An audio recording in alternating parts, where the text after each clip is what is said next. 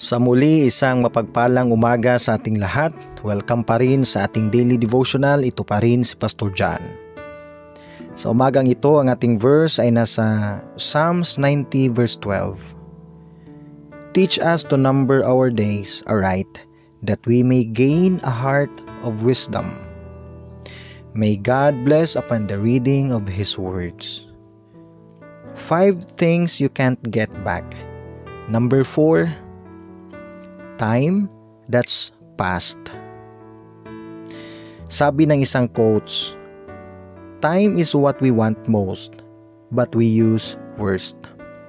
Isa sa pinakamahalagang gift na binigay ng Diyos sa ating buhay ay ang ating time, ang ating oras. Bawat tao ay may 24 hours a day na pwede niyang gamitin sa tama o sa mali.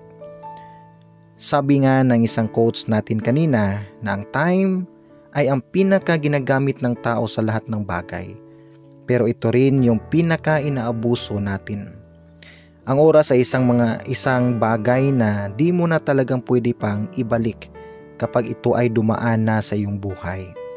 Bawat oras na lumilipas sa ating buhay ay isa itong bawas sa ating oras dito sa mundo. Sabi nga ni Michael Altshuler, "The bad news, it's time flies. The good news is, you are the pilot." Ibig sabihin na lahat ng nangyari sa iyong buhay sa ngayon ay bunga yan kung paano mo ginamit ang iyong oras noon. Bawat araw na lumilipas sa ating buhay ay isang bawas sa ating oras dito sa mundo.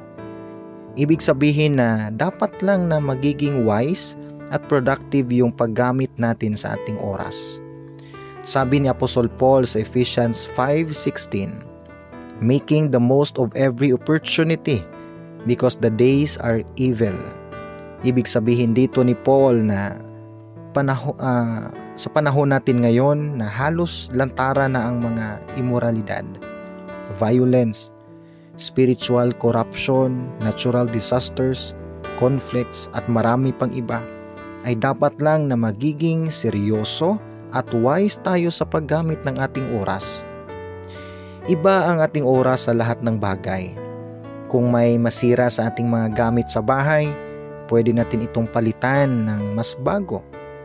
Kung may pagkukulang tayo sa ating health condition, pwede natin itong ipagamot sa isang doktor para mabalik sa dati ang ating health condition.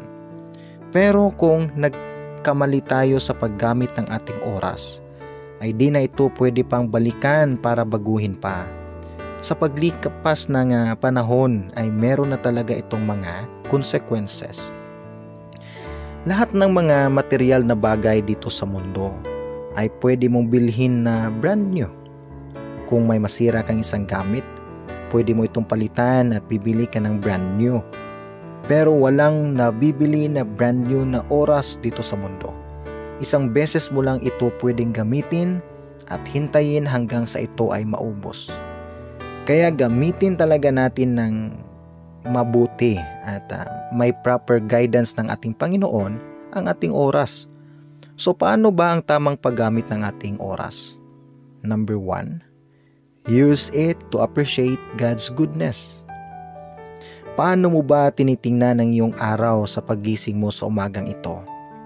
Sad to say, marami sa atin ang gumigising na may lungkot sa ating puso at isip dahil mas una pa nating naiisip ang ating mga problema kaysa kabutihan ng Diyos na ginising pa niya tayo. Ating tandaan na ang bawat umaga sa ating buhay ay isa itong gift from above. Isa itong gift dahil sa laki ng grace ng ating Panginoon. Ibig sabihin na hindi tayo deserving na gisingin pa ng Panginoon sa umagang ito. Pero ginawa niya dahil may magandang plano pa siya sa ating buhay. Isipin mo na lang na hindi lahat ng tao ang ginising ng ating Panginoon sa umagang ito. Pero blessed ka dahil isa ka sa mga taong ginising niya. Number 2, commit your time to God. Isa sa mga bagay na di mo dapat ma-miss sa paggamit ng oras mo ay ang mga opportunities na makapag-serve ka sa ating Panginoon. Sabi nga ni David sa Psalms 90 verse 12, Teach us to number our days aright, that we may gain a heart of wisdom. Una sa lahat, kung di mo pa alam ang purpose ng iyong buhay dito sa mundo, ay di mo talaga magagamit ng tama ang oras mo para sa Panginoon. Malalaman mo lang ang purpose mo kung ikaw ay babalik sa Creator mo, ang Diyos. Isang personal na relationship mo sa Kanya para maibalik mo ang buhay mo kung saan ka talaga nanggaling. At kung meron ka na nito, ay unti-unti niyang ipaintindi sa iyo ang matagal na niyang gustong gawin sa iyong buhay. So huwag mong i-miss ang isang privilege na ito, na magamit ang buhay mo para sa Diyos na gumawa mismo sa iyo. Alam niya kung saan ka pwedeng gamitin, alam niya kung saan ka effective o hindi, at alam niya kung saan ka magiging masaya at tutulungan ka niya. Yun kung babalik ka sa Kanya. Number 3, set aside time for others. Importante din ang mga tao na binigay ng Diyos sa iyong buhay, katulad ng iyong pamilya, mga loved ones, relatives, and friends. May purpose ang Diyos kung bakit sila ang binigay niya para sa iyo. Huwag mong i-miss ang makipag-bonding sa kanila habang kaya pa ito ng iyong katawan. Bawat oras na binigay mo sa mga tao na malapit sa iyo, isa itong priceless kumpara sa mga material na bagay dito sa mundo. Dapat mong tandaan na isa sa mga gagamitin ng ating Diyos sa pagbibigay ng kulay, anyo, tuwa at meaning ng iyong buhay dito sa mundo ay sa pamamagitan ng mga relationships. Malaking kawalan kung ma-miss mo yung mga opportunity na magamit mo sana yung oras mo para sa kanila. Isipin mo, walang undo, backspace at eraser ng ating oras. Bawat pagkakataon ay isa itong ibang anyo na ng opportunity. Kaya gamitin mo ng tama ang iyong oras dito sa mundo. God bless you. Tayo po ay manalangin. Abba, Father in Heaven, salamat po sa umagang ito na muli kami ay iyong ginising sa mga opportunities para sa amin. Patawad po, Ama, sa mga oras na nasayang namin, sa mga bagay na binigyan namin ng mataas na panahon na hindi naman nakatutulong sa aming pag-serve sa iyo at sa aming mga relationship at sa aming purpose. Bigyan niyo po kami ng isa pang pagkakataon na muli magamit itong aming oras at buhay para sa iyong kaluwalhatian.